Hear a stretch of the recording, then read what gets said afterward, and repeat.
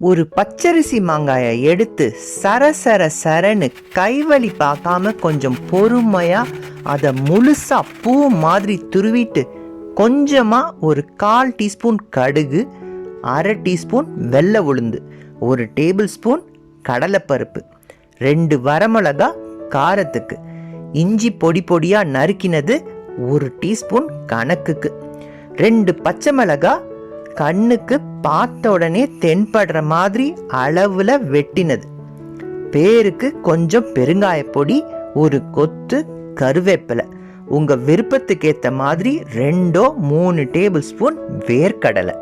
இது போதும் எனக்கு, இது போதுமே, வேறென்ன வேணும் மாங்காய் சோறுடே. 2 டேபிள் ஸ்பூன் எண்ணெயை விட்டு கடுகு எடுத்து அதுல போடுங்க. படன்னு வெடிக்கும். அந்த சத்தம் கம்மி ஆகிறதுக்குள்ள சரன்னு அந்த கொத்து கருவேப்பிலையை உருவி போட்டா ரயில்வே இன்ஜின் ஸ்டார்ட் ஆன மாதிரி புஷ்ன்னு ஒரு சத்தம் வரும். அந்த சத்தம் கம்மி ஆகிறதுக்குள்ள பொடுசா நறுக்கின இஞ்சியையும் எடுத்து சேர்த்துருங்க. அது ஊட்டி ரயில் வந்து நின்ன மாதிரி சுஷ்ன்னு மெல்லிசா சத்தம் போட்டுட்டு சைலண்ட் ஆகும். அந்த பெருங்காயத்தையும் சேர்த்திட்டு அந்த கேப்ல இந்த கடலைப்பருப்பை எடுத்து போற்ற வேண்டியதுதான். நம்ம மாங்காய் சோத்துக்கு பரிசு தங்க சங்கிலி தாங்கிற ரேஞ்சில் சங்கிலியே வானிலையில வந்து விழுந்தாப்புல ஒரு சத்தம் வரும்.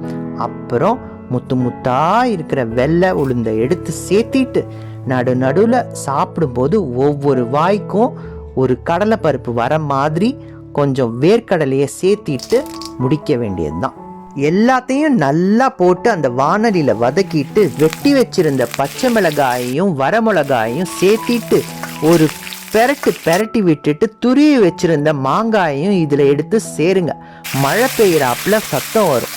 அந்த சத்தம் ஓஞ்சப்புறம் சரன்னு சாரல் அடிக்கிறாப்புல உப்பை தூவிட்டு லேசா மஞ்சளையும் தூவி 2-3 நிமிஷம் நல்லா வேக விட்டு எண்ணெய் திரண்டு வரும்போது ஸ்டவ் ஆஃப் பண்ணிட்டு இந்த தொக்கை எடுத்து சுட சாப்பாட்டில் பொதக்குன்னு நழுவ விட்டு கடன்னு சாதத்தையும் அந்த மாங்காய் தொக்கையும் சேர்த்து கலக்கிட்டு லொபக்குன்னு ஒரு வாய் எடுத்து போடுங்க.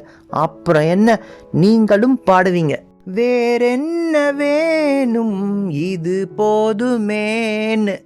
மாங்காய் சீசன் ஆரம்பிச்சு இதை கூட நீங்க செய்யலைன்னா என்னத்தை சாதிச்சிங்க? சின்ன ஆசை அப்படின்னு பாடிட்டு மாங்காய் வாங்க கிளம்புங்க. ஹலோ, டப்புன்னு சப்ஸ்கிரைப் பட்டனையும் மறந்துடாதீங்க. இது வேறையா, இதையும் சொல்லணும்ல, சத்தம் போடாம ஒரு பட்டன் ஒன்று இருக்கும் பாருங்க, பெல் பட்டன்னுட்டு, அதையும் தட்டி விட்டுருங்க மறக்காம. நான் இப்படி போயிட்டு அப்படி வந்துடுறேன். வெயிட் பண்ணுங்க, சீக்கிரமா இன்னொரு ரெசிபியோட வந்துடுறேன். ஓகேவா?